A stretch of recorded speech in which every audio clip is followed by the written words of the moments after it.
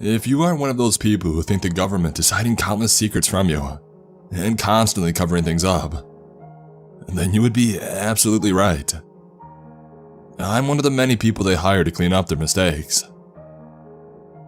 I'm not entirely sure why they chose me, and there's really not that much special about me, but perhaps that's exactly why they chose me. I was already a loner, and I'm not going to cure cancer or create the next weapon of mass destruction, so I'm easily disposable. They approached me one day after I finished working my shift at a fast food joint. I'm not sure I had much of a choice, but my life was so dull I was ready for any kind of change-up anyways. The men who came up to my door didn't even tell me what I would be doing, simply that if I wanted to aid my country, to follow them. I didn't look back once, and as strange as my life has gotten, I still don't regret it. The next year of my life would be grueling. I was put through extreme physical and mental training. I learned about things I only thought existed in movies. I'm not sure what would have happened to me if I had failed the training, but I can't imagine they would have let me go back to my normal life. Not once did they mention what I was training for during that year. Not until I graduated. Upon getting the seal of approval from the higher-ups, I was brought into a small room with black suits and finally informed of what I would be doing. My new job would be hunting down failed experiments and other oddities that the government had failed to contain. Not all jobs would be the same. Some would be relatively easy, while others would be next to impossible. Most missions would come with the option of bringing the target back, dead or alive, but of course it would be preferable to always bring them back alive for further experimentation. My first assignment would be on the easy side. Codename, the Ice Cream Man. The Ice Cream Man, like most failed experiments, was at one point a human. He still had the appearance of one, your typical ice cream truck driver, but he's essentially a robot, only concerned with doing his job. So, what's so special about the Ice Cream Man then? Well, I'm never told the why of the creatures I hunt, but I always put together my own ideas. The Ice Cream Man's truck is really the special part. The music that comes from the horns works as almost a human magnet. It entrances anyone within hearing distance to approach the truck. And once you approach the truck, you buy the ice cream. I've heard the ice cream tastes delicious, but of course, you'll never know for sure, because the ice cream causes anybody who eats it to basically enter a fugue state. For the next 12 hours after consuming the ice cream, you will carry on your day as you normally do, but you'll remember nothing the next day. I'm sure you can see why this would be a valuable asset to the government. Unfortunately, the scientists put in charge of testing the Ice Cream Man underestimated him a bit. Before they knew it, they had woken up 12 hours later, wondering where their test subject had gone. I'm sure I was given this simple assignment as sort of a test. I was given a pair of enhanced noise blocking earplugs, and was sent on my way to the Ice Cream Man's last known location. He wasn't hard to find. I just had to follow the massive vehicles that had lined up to get their sweet treat. I allowed him to serve everybody in the area. It would make my job of taking him much easier if nobody could remember it. After everybody had their ice cream, I lined up myself. He attempted to serve me, but instead, I reached into the truck and I injected him with a tranquilizer. He may only be a shell of a person now, but he's not immune to good old-fashioned medication. I tied him up and I hitched his truck to my vehicle. I dropped him off at the nearest government facility, and I awaited my next target. As I said, this would be one of the easier assignments. My next wouldn't be quite so simple. Codename, the Rippler. Unlike the Ice Cream Man, the Rippler was still mostly human.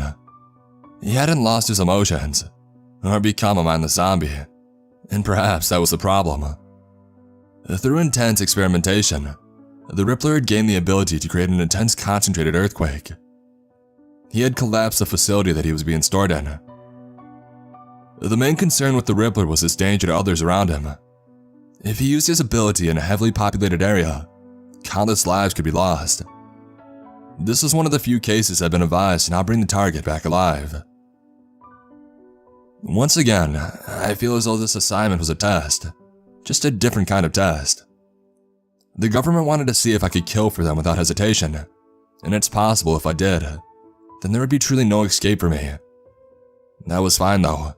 I had no intentions of leaving. The Rippler was a bit more difficult to find, mostly because he wasn't trying to attract the attention of everybody around him. But if the government wants you, they will find you. He had relocated to a small town, changed his name, his face, everything in an attempt to escape. I almost felt bad for the guy. I doubt he had volunteered himself to be a guinea pig for the government, and now all he wanted was to live a normal life. Once I found the town that he was staying in, I made sure to keep my distance. I didn't want him going nuclear on me. I confirmed he was indeed my target by collecting some DNA samples from his trash, and all that was left was to take him down. I didn't want to kill him, but I didn't have a lot of options. The scientists who had created him were still unsure of the extent of his powers and his ability to control them. Had I brought him in back alive, there's no telling if the government even had a facility capable of holding him. I did what I thought was best. After he returned home one night, I put a bullet between the Rippler's eyes. It wasn't a good feeling, but I continued to convince myself that it was necessary. I dropped his body off and I was thanked for my services. It wouldn't get easier from here either. My next target. Codename, Ghoul. This one was truly a monster. I'm not sure what the government was trying to create in Ghoul, but I don't think they got what they wanted. Ghoul has enhanced strength and speed, but with one slight problem. He eats humans. Who knows? Maybe that's exactly what the government wanted. As you can imagine, Ghoul found a way to escape. After a while, you think these government scientists would get better at containing these experiments, but that doesn't seem to be the case. This mission might not have been so bad, but I was given strict orders that Ghoul was to be brought back alive. All my lethal weapons were stripped and replaced with tranquilizers strong enough to bring down a rhino. I put in a request to have a partner for this assignment, but of course I was swiftly denied. Ghoul had taken up residence in a forest, and this might not have been so bad if not for the fact that this forest had been an extremely popular hiking trail. There had always been frequent disappearances in the forest, a lot of them chalked up to suicides, but since Ghoul had escaped, that number had amplified significantly. The government did me a solid and got the trail shut down for the weekend, so it would just be me and Ghoul. I wouldn't have to worry about anybody else getting in the way. I've always wanted to go on a hiking date, but this wasn't quite what I had pictured. I set out into the forest looking for signs of his nest. I had made sure not to shower all week in preparation. If he came to me, it makes my job of dragging him back to the vehicle a lot easier, and I'm sure he would get hungry eventually. After about an hour of following markings and footprints that I assumed had belonged to Ghoul, I began to come across bones. Human bones. So, I was getting closer. I followed the path for a few more minutes before I began to hear noises. Looks like my date had arrived. I heard tree branches shaking as he drew nearer. After only a few moments, he was standing on a large tree right in front of me. He looked down on me, studying me. He really wasn't that big, maybe 5'6" with an average frame, but looks can be deceiving. His skin was a sickly yellow, and his hair had begun to recede as if he was an old man, but he was clearly much younger. His eyes were pure white, no longer containing anything else. After a brief stare down, he jumped. There was a good 50 feet between us, so I thought I would have a few seconds to ready myself, but I was wrong. As if he was a video game character, he soared from the tree and landed directly on top of me. I had just enough time to pull out a tranquilizer and shove it into his side, but it wasn't enough. Despite the strength of it, he seemed relatively unaffected. He shrugged it off and proceeded to take a chunk of flesh out of my shoulder. I lay helpless as he began to chew on my flesh. I knew it wouldn't be long before he went back for seconds. I struggled to pull out another tranquilizer, but I managed to pull another one out right before he began to lunge in for another bite. I jammed the second directly into his neck. I felt his teeth begin to lock down on my own neck. but before he bit down, he passed out. I let out the biggest sigh of relief of my life, and I pushed him off of me. I placed the special restraints I had been given for him on, making sure the muzzle I was given for him was extra tight. I wasn't sure how long the tranks would last, but hopefully long enough for me to deliver this monster. Despite missing a chunk out of my shoulder, I had escaped alive. This was only one monster that science had created. I can only imagine what my future would have in store for me. After delivering Ghoul, I informed the higher-ups I would need at least a month off, and knowing what they had put me through, they obliged. If anything, they were impressed that I had come back in mostly one piece. Those were a few of my targets. I have many more tales to tell, but that will have to wait. I just received my next assignment, and I must begin preparations. If I survive, I will be sure to post more. So, I'll see you soon. Hopefully. I'm back and I'm in one piece this time. Before I talk about more of my targets, I'm going to address a few concerns from my last post. A lot of you were concerned with my bite that I suffered from Ghoul. As far as I know, I haven't contracted anything. I was told whatever they did to him shouldn't be contagious, but I made them run some tests regardless, all of which came up negative. They did give me some special pills, but I was told these were to help speed up the recovery of my shoulder. It wouldn't surprise me if they were hiding something from me. I just hope that if I do start craving human flesh, I would still have enough mental fortitude to pull the trigger one last time. Another thing I wanted to address is who I work for. I only ever refer to my boss as the government, and that is simply because I have no clue what branch this is. It's possible that this isn't the government at all, but I doubt that. It's far too ingrained not to be. It could be the CIA, but I'm not certain. The only questions I ask are the ones that will hopefully keep me alive longer. Now, let's talk about a few more of my assignments. After my month-long break/recovery from Ghoul, I was given an easier assignment to ease my way back into things. Codename, Romeo. Romeo was made to be a charmer, and that he was. He was a true Adonis in every sense of the word. Romeo made the statue of David look ugly in comparison. From what I can tell, he was designed to charm women.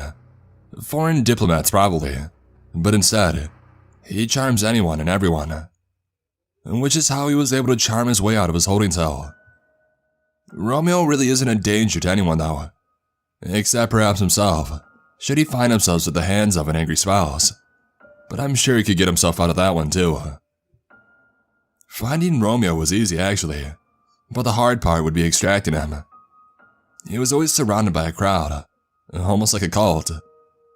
If there were a high-class party, Romeo would be there, and he would never return to his room with less than 10 people following him. I would need a good plan to separate him from his entourage. I decided to attend one of his parties, just so I could get a better scope of the situation. It was crucial that I find any openings he might have. What I didn't expect though was for Romeo to approach me. Good evening, monsieur. I do not believe we have met before. I am Romeo. And you? Monsieur, was that French? I think I almost threw up a bit in my mouth. I guess I should have expected this though. He was quite the ego after all. It was good to see his charm wasn't working on me though. I'm not entirely sure why, but I think it might have something to do with my disgust at just how perfect he is. Oh, I'm James. I'm kind of new here. Nice to meet you, Romeo. I managed to respond. James, what a fabulous name. But alone at a party? Unacceptable. Come with me. My friends and I are about to return to my estate. I will show you the finer parts of the city. Is that a sexual reference? Regardless, this was going much better than I had expected.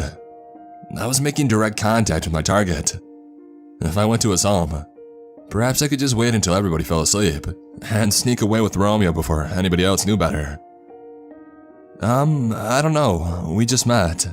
I wouldn't want to impose on you like that, I said, trying to play hard to get. No, I insist, you must. Samantha, go with my friend James here and guide him to my home. I will be there shortly. There is somebody that I must see first.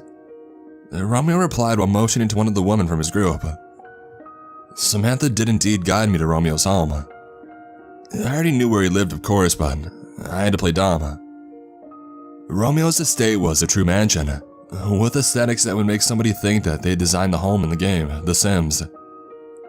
I was escorted inside, and the rest of Romeo's entourage would arrive shortly after. I was offered some scotch that had apparently been aged over 100 years. I'm not much of a drinker, but I accepted it nonetheless. Romeo arrived almost an hour later, fashionably late to his own party. Once he arrived, he immediately approached me. James, follow me. There is something I must show you, he said to me. I didn't hesitate to follow him. This is my chance to be alone with him. I could tranquilize him and be on my way before anybody else knew better.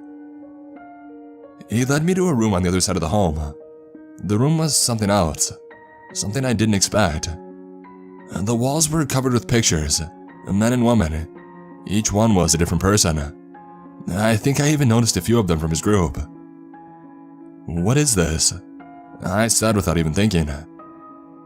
These are all the people I have conquered, and you are the next. Please, remove your clothing. Romeo said this as he turned his back on me and began removing his own clothing. I almost felt compelled to remove my clothes. His words held so much power, but I was able to hold out. Instead, I approached him and I sunk the trank into his neck. I made sure to duct tape his mouth. I had heard enough of his words for one night. Romeo was much bigger than me, so it was quite an effort dragging him out of his window and back to my vehicle. But I managed to do it before anybody got suspicious. I assumed his friends simply thought that he was trying to take his time to conquer me. I dropped off Romeo, and I made sure to shower extra well that night. My experience with Romeo also made me miss my date with Ghoul. Almost. My next assignment would be another fun one. Codename Kong. So what happens when you splice human DNA with gorilla DNA? Well, apparently you get Kong. Personally, I would have preferred the name Caesar in reference to Planet of the Apes, but I suppose he's not a gorilla, and I don't get to pick the names anyway. Kong is essentially a smaller version of Bigfoot, and before you ask if Bigfoot exists, I have to say that I don't know. I haven't been tasked with hunting him down yet. Kong would be a kill task. There's no guarantee that the tranks would work, and if they did, for how long? And not to mention, he had killed 2 scientists when he had escaped, so they weren't too worried about him coming back alive. They just wanted to dissect what was left of him. I was given specific parameters to avoid the head if at all possible, and they mostly wanted to examine the brain, and that wouldn't be possible if I had splattered it all on the ground. Another problem I faced was my experience with long-range weapons. It had been a part of my training, of course, and I had gone through the basics, but that was about it. I had been told that most of my missions would be up close and personal anyway, so it wasn't that important. Well, it was starting to seem very important now.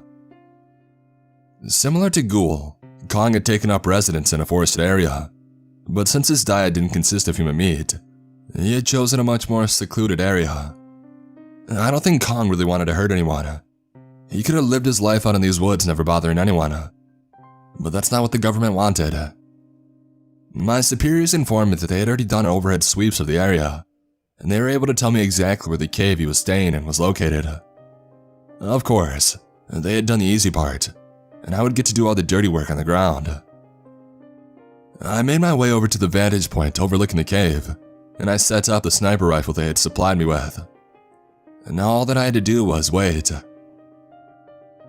After a few hours, Kong finally made his appearance. He walked out of the cave and he began to stretch his limbs, the way most of us do after we wake up. I steadied the rifle and I aimed the crosshairs over where I would assume his heart was, and I pulled the trigger. I missed.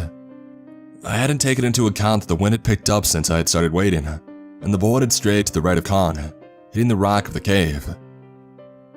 Kong didn't move though. Instead, he simply turned his gaze to me, with eyes that were all too human. He didn't try to escape.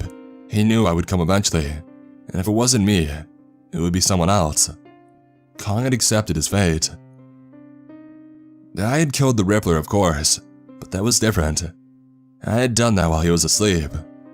I didn't have to see the look in his eyes before he died. I almost wish Kong had been a monster like Ghoul, and that way I wouldn't have to feel bad about putting him down. With a slight hesitation, I reloaded my gun, took aim accounting for the wind now, and I fired once again. Bullseye. Kong went down instantly. I made my way over to confirm that he was dead, and luckily he was. He wouldn't have to suffer anymore. Kong weighed far too much for me to drag back on my own, so instead, I set off a flare I had been given for this moment, and waited for the air team to come and collect him. Sitting next to Kong's lifeless body really made me begin to question my line of work. I had never felt so disgusted in my life, but I knew there was no way out of it for me. I'm already in far too deep. Perhaps the government has created another monster in me, and someday they'll have to put me down too. But for now, I'm still doing their dirty work. If you'll excuse me, writing about Kong has really brought my mood down. I'll be back, and I'll be sure to include one of my more exciting assignments next time, but I think I need to lie down for a bit. Until next time.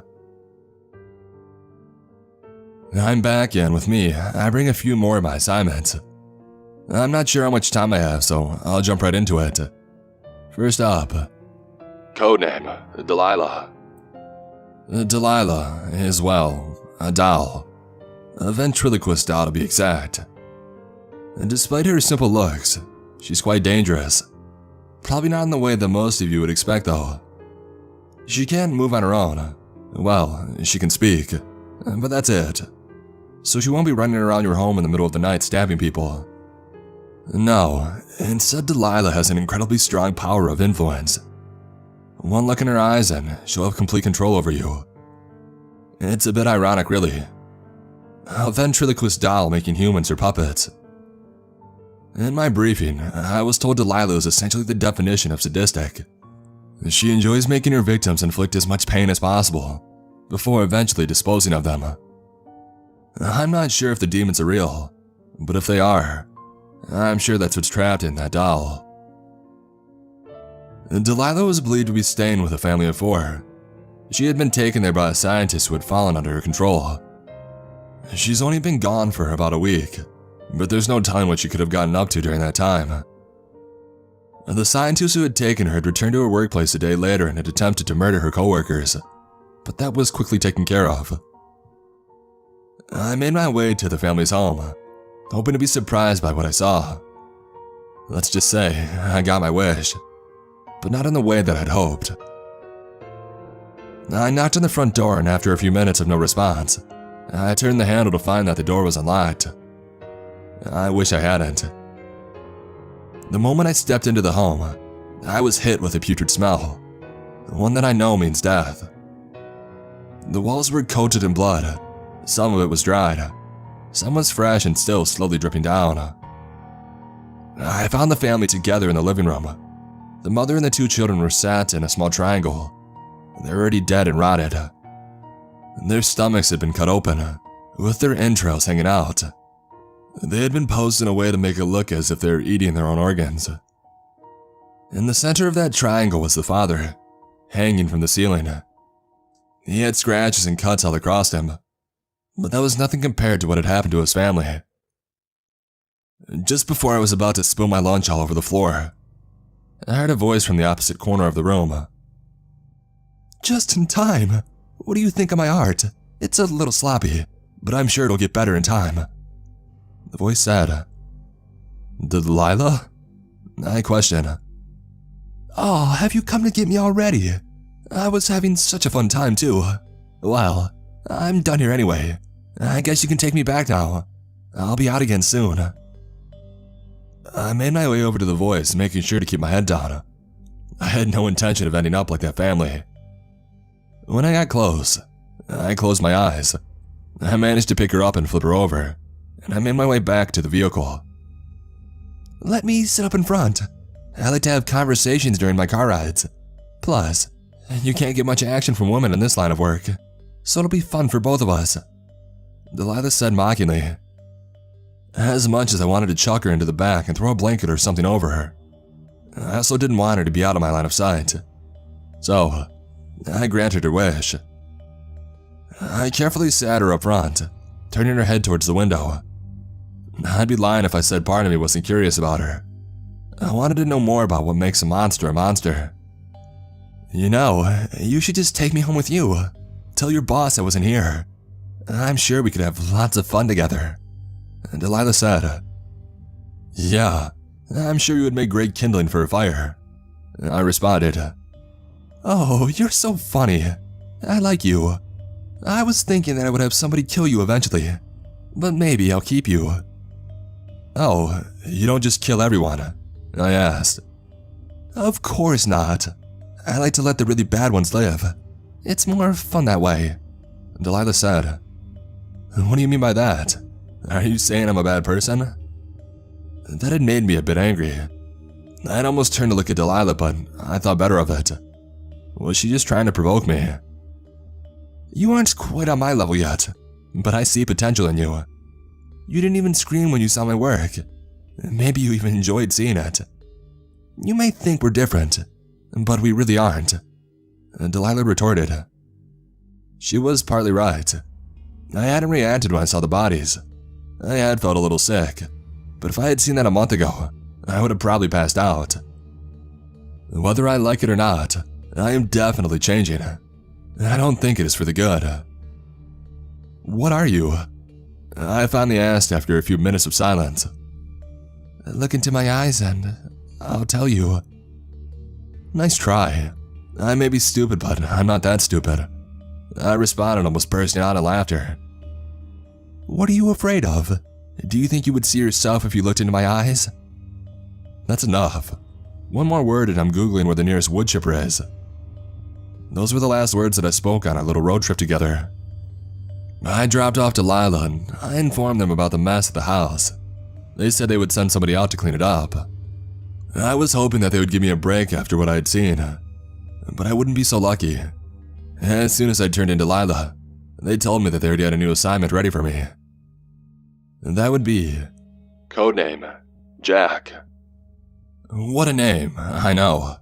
This was probably the oddest assignment that I had received yet though. Jack was, from what I could tell, entirely human. I had no clue why I had been tasked with finding a human. Perhaps he was a runaway scientist, or somebody who just knew too much. But he certainly wasn't what I had gotten used to hunting. I was told that Jack was incredibly dangerous though, and that I shouldn't take any risks in trying to capture him alive. In other words, they wanted him dead. This only made me more curious as to what secrets that Jack must have held. Jack was constantly on the move, so it wasn't easy to find him, but my training had paid off, and I was eventually able to track him down. I watched him for a few. He didn't seem dangerous to me. Suspicious and cautious, yes, but not dangerous. One night he stepped out of his hotel room to go get food, so I decided to let myself in. Jack and I needed to have a talk. Jack didn't seem too surprised when he returned to his room to find me sitting on the couch. He simply held out his arms. So, they did send someone for me after all. Well, go ahead and do what you have to do. I won't fight it, he said. Sit down, Jack. I just want to talk. Jack raised his eyebrow at this. A curious one, huh? You know what they say about curiosity, right? I rolled my eyes and I once again motioned for Jack to sit down. Who are you, Jack, and why did they send me after you? You don't know? I'm you, or at least I used to be. They'd tell you where to go, who to kill, who to bring back alive, and we do it, no questions asked. I couldn't handle it anymore though, so here I am and here you are, Jack explained. This took me back for a second. I had known that he had to have some connection to my agency, but I had never considered he had been in the same position as me. So, There really was no way out. Other than death, that is. I walked across the room, pulled out my gun, and I killed Jack. I had the answers that I came here for. Perhaps Delilah was right. We aren't so different after all. I returned with Jack's body. I wasn't asked to give my usual debriefing. Instead, I was just given a simple nod and told to go home and wait for my next assignment. I wondered if this was another test.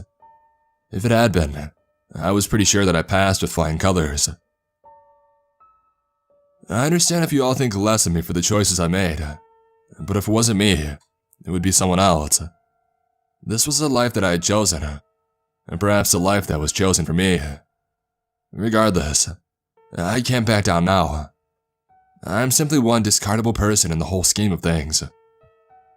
And don't mistake my actions for blind loyalty, though. I know the people I work for aren't good people. I simply know my place in this world, and the minute I stop being useful, I will end up like Jack.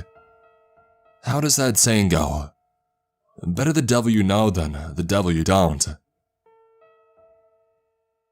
I am a cog in a giant machine, and once my cog stops working, I will be discarded and replaced by another.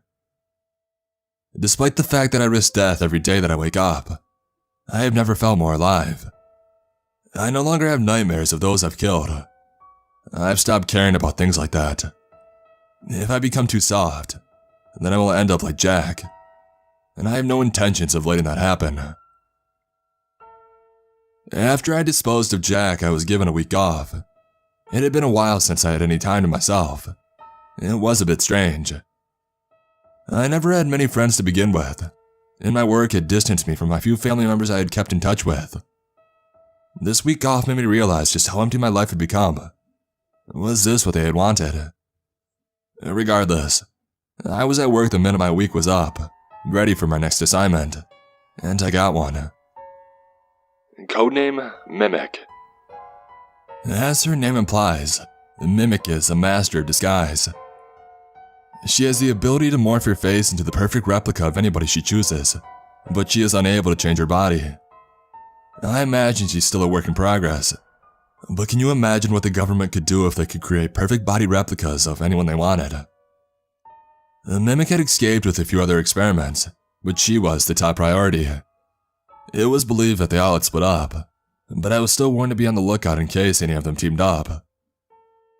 Due to her ability, Mimic would be incredibly difficult to locate, and because of this, several hunters like me were given her as an assignment. If our information was correct, then she had not made it out of the city we live in yet, but if she had, we may never find her. The only thing we would be able to identify her is by a distinct scar on her left shoulder. The government had set up roadblocks at all of the city's exits, while us hunters searched within. 3 other hunters and myself were each given a quadrant to search. The Mimic had no family, so she would either have to break into somewhere or find an abandoned location to stay. I spent several hours searching the streets of my quadrant, asking strangers if they had seen a suspicious-looking woman, as well as checking out old decrepit homes that hadn't been lived in for years. I found nothing though. That was until I was approached by a slender, young-looking man, probably in his early 20s. "Are you looking for someone?" the man asked. "Yeah, it's hard to explain. I'm looking for a girl, but I'm not entirely sure what she looks like," I replied. "Aren't we all?" The man chuckled before continuing. "But I may be able to help you. I saw a girl run into an old abandoned building around the corner. She was acting pretty weird, constantly looking over her shoulder. Maybe she's the one you're looking for." "Thanks, I have to go check right now," I said as I pushed past the man, not giving his words a second thought. I quickly made my way to the building and I let myself in. And to my amazement, Mimic was actually there, but it wasn't quite what I had expected. Mimic was tied to a chair. I knew that it was her, because her scar was in clear view. No other hunters had contacted me to tell me that they had moved into my area, or that they had found Mimic, so why was she tied up? And that's when I remembered who told me that I would find her here. The stranger. Before I could even turn around, I heard his voice. "It's a gift." She's quite important to them, isn't she? It was a strange young man that I had just met, but he wasn't behind me. He was in front of me near Mimic. How had he gotten in front of me? I almost sprinted over here. Who are you? I asked. That's not important right now. Aren't you going to thank me? Oh wait, that's not important either. The real reason I'm here is to deliver a message to you. The man said, a message? From who? I was truly perplexed, as I said earlier. I made contact with almost no one. Don't look so confused, friend. It's from your girlfriend. Have you already forgotten about her? Delilah would be so upset to hear that. The man mockingly replied. I immediately cut him off. Delilah is not my girlfriend. Delilah is a demonic doll that I want nothing to do with, unless it involves a large fire. I was almost shouting. The man laughed before responding. She said you would say something like that. Regardless, I just want you to know that she's coming to pick you up soon, and that she really misses you. Now, if you'll excuse me. The man turned and began to walk away. Where do you think you're going? I said as I pulled out my tranq gun and I aimed it at him. He didn't respond, nor did he stop walking, so I fired. My aim was dead on. Well, it would have been, but the dart passed right through the man as if he wasn't there. He continued walking up to the wall and proceeded to walk through. What the hell just happened? The man appears out of nowhere and leads me to Mimic, and then he tells me that Delilah is coming for me. And to top it off, there's obviously something going on with that man too, seeing as how he knew Delilah, but also the fact that objects passed directly through his body. Was he under her control? I didn't know what was going on at all, but I still had a job to do and my target was right in front of me. I let the other hunters know that I had found the target and that I was taking her back. And that's what I did. I brought Mimic back to my bosses. I was almost expecting some sort of praise, but I knew that would be unlikely despite her value. I would be surprised once again when I made it back to the holding facility though. The whole place was in complete lockdown. Well, whatever was able to be locked down. Half of the building had been blown off. The facility was located outside of town in a secluded area for obvious reasons, so I knew that no innocent people had died. But I did see the corpses of many scientists and guards strewn around the facility. I know some of them had families, but these people weren't exactly angels. I managed to find one of my superiors who was able to briefly fill me in on the situation. While our forces had been thinned looking for Mimic, a group had attacked the facility. It's obvious they were looking for a particular experiment, but it's unsure exactly who they were after at this point. Around 20 or 50 experiments out in the facility had escaped. I tried asking which of the experiments had, but I was told that it was confidential. They simply told me to leave Mimic with them and to go home and wait for them to sort this out. I would be busy very soon. Part of me already knows at least one of the experiments who escaped. Was she the target? I think it's a big possibility. I was already told that she was coming for me. I'm not sure what's about to happen, but it can't be good. It had been a few days since the attack on the facility. I was temporarily sent home while the government sorted out the mess. With half of the building blown off, it wouldn't do much good to start hunting down the experiments before we had a place to store them. We'd find them eventually anyways too. I was able to sleep for about 4 hours before my phone rang, and it was time to hunt down the escapees. Myself and 3 of the other hunters that had helped look for Mimic were called in. We were given a short list of the experiments that had escaped, and to my dismay, Delilah was in fact on that list. She couldn't move on her own, so it was clear that she was with another one of the experiments. Which one though, I had no clue. I tried flipping through the pages to see if the man I had seen with Mimic was on the list, but he wasn't. We were able to find about half of the 20 escapees within the first day. Some of the experiments just stand out a little bit much, and with nobody to help them on the outside, they were pretty much sitting ducks. And there were still 11 at large though, Delilah of course among those. I kept hoping that every time we found a new lead, it would be the one carrying Delilah, but unfortunately, that was not the case. After doing a quick sweep of the nearby city with no new results, we were all sent home to rest. The government would go through cameras and contact us if they found anything. And they were also calling in reinforcements after the attack, trying to find out who orchestrated it. There was absolutely no way I was going home with a killer doll stalking me though. Instead, I made sure that I wasn't being followed. I parked my car on a random street and I found a small motel. It was a crappy rundown place, but that oddly made me feel safer. I slept with my lethal gun in hand and my tranq gun nearby. I knew that I wouldn't be able to sleep much, but it would only be worse for me if Delilah did come, and I was too exhausted to fight back. The night went by with no incidences though, and I was called early in the morning once again. It turns out 2 experiments had been spotted together, and they had stolen a car and ran a route to leave the city. The people back at the facility had slowed them down as much as possible with stoplights. They wanted me and one of the other hunters to meet up and follow them. They could possibly lead us to more of the escaped. I was able to quickly meet up with one of the hunters from before. He was probably in his mid-30s, so he had been doing this much longer than I had. Luckily, we were able to catch sight of the stolen vehicle just before it left town.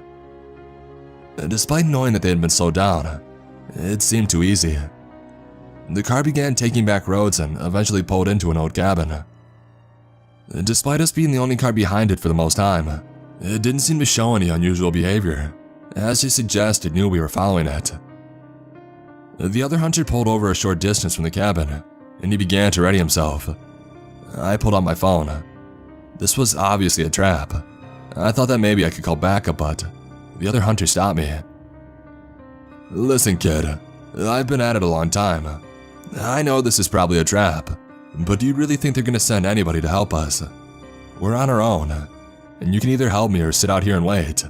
I'm going in." "Well then, after you, I suppose," I replied coldly. I knew that he was probably right though. The government didn't care much about us. They would probably have just scolded me and asked what I was waiting for. So I began to gear up as well. Death might be favorable compared to whatever Delilah wanted to do with me. The other hunter and I exited the vehicle and made our way as sneakily as possible in daylight.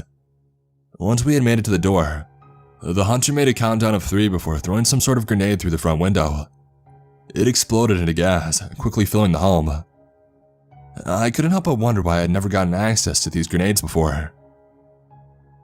After the gas had mostly dispersed, we covered our noses with our shirts and went inside. We instantly found one of the experiments unconscious on the floor. If I remembered correctly, her codename was Trauma. By touching someone, she could force them to see their worst nightmares. I guess since waterboarding is too inhumane, she must be the solution. The other hunter began to make his way over to her, and he began restraining her, while I watched his back. He was almost done when everything went black. When I came to, I saw the other hunter was tied to a chair in front of me. He was still unconscious. I then looked down to see I was in the same situation. I was firmly tied down to a chair. "Ah, you're finally awake," a male voice to my side said. I turned to look. It was the man from before, the one who had walked through the wall. He was also sat in a chair, but he wasn't tied up. I doubt any sort of bindings could hold him anyway. On his lap sat a doll. The doll had a hood pulled up just enough to cover its eyes.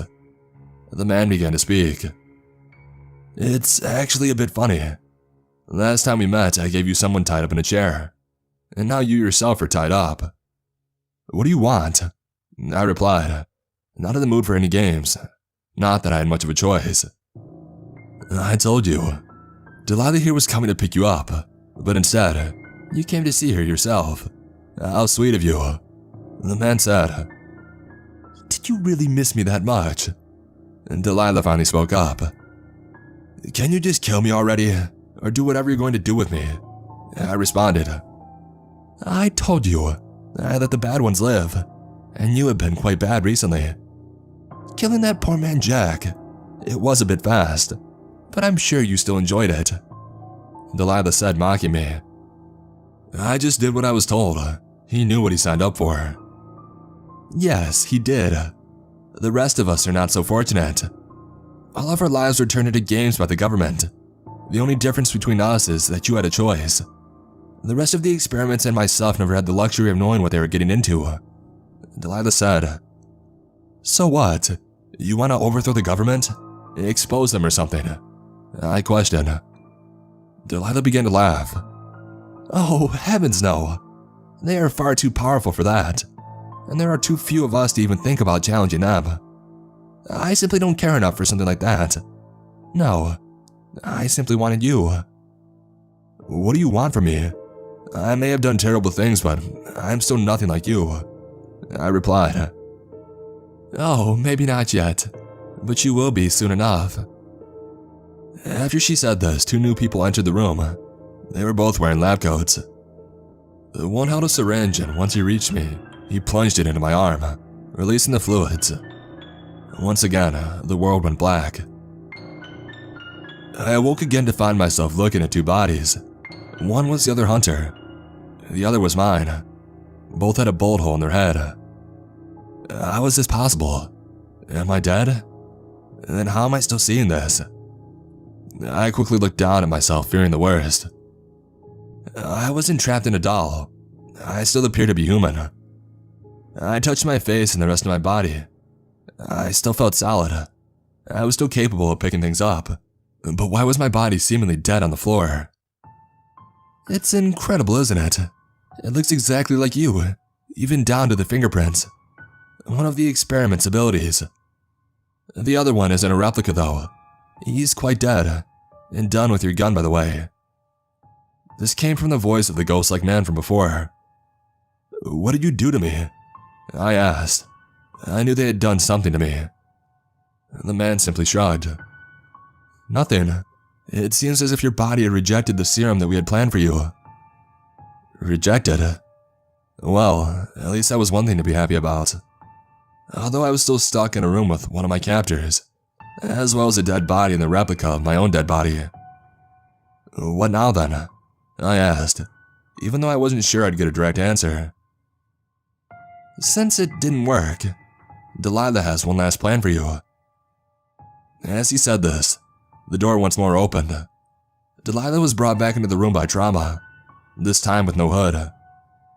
I was no longer tied up, but I knew there was still no way for me to escape yet. So I stood still as Trauma approached me with Delilah in hand.